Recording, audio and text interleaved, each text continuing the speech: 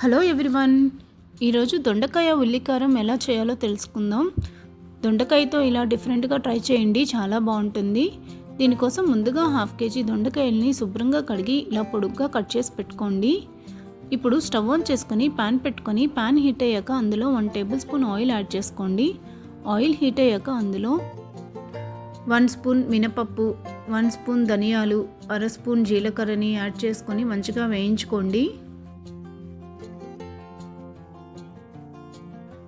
ఇప్పుడు మంచిగా వేయించుకున్నాక దీన్ని మిక్సీ జార్లోకి ట్రాన్స్ఫర్ చేసుకోండి.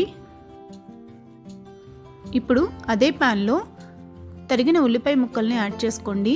నేను 3 మీడియం సైజ్ ఉల్లిపాయలని తీసుకున్నాను. ఉల్లిపాయలను కూడా మెత్తబడే వరకు వేయించుకోవాలి. ఉల్లిపాయలు వేగాయి కదా, ఇప్పుడు ఇందులో కొన్ని వెల్లుల్లి రెబ్బల్ని అలాగే కొంచెం చింతపండుని యాడ్ చేసుకొని మరో నిమిషం వేయించుకోండి. ఎక్కువ పులుపు ఇష్టపడని వాళ్ళు కొంచెం చింతపండు క్వాంటిటీని తగ్గించి వేసుకోండి. 1 నిమిషం పాటు వేయించుకున్నాక దీన్ని చల్లార్చుకొని మిక్సీ జార్లోకి ట్రాన్స్ఫర్ చేసుకోండి.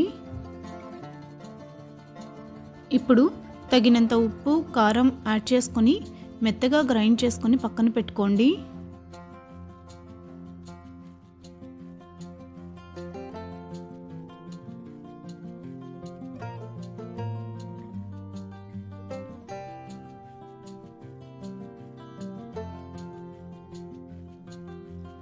ఇప్పుడు అదే ప్యాన్లో 4 స్పూన్లు ఆయిల్ యాడ్ చేసుకొని ఆయిల్ హీట్ అయ్యాక ముందుగా కట్ చేసి పెట్టుకున్న దొండకాయ ముక్కల్ని యాడ్ చేసుకోండి. ఇప్పుడు ఇందులో తగినంత ఉప్పు, కారం యాడ్ చేసుకొని దొండకాయ ముక్కల్ని ఫ్రై చేసుకోవాలి. ఫస్ట్ 10 నిమిషాలు మూత పెట్టుకొని దొండకాయ ముక్కల్ని మగ్గించుకోండి.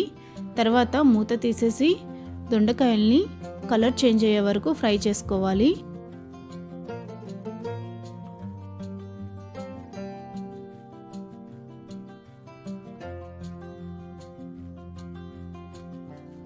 దొండకాయ ముక్కల్ని వీడియోలో చూపించిన విధంగా ఫ్రై చేసుకుంటే కూర చాలా టేస్టీగా ఉంటుంది. ఇప్పుడు దొండకాయలు వేగాయి కదా, ఇందులో ముందుగా రెడీ చేసి పెట్టుకున్న ఉల్లికారం పేస్ట్ని యాడ్ చేసుకోండి.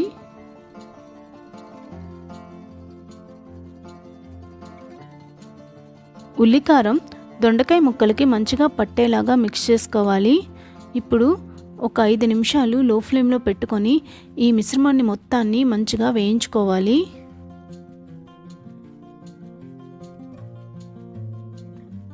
కూర కన్సిస్టెన్సీ ఇలా వచ్చే వరకు వేయించుకోవాలి.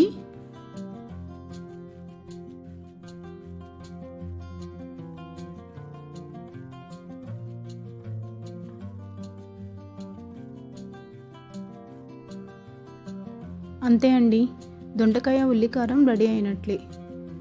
Thank you for watching.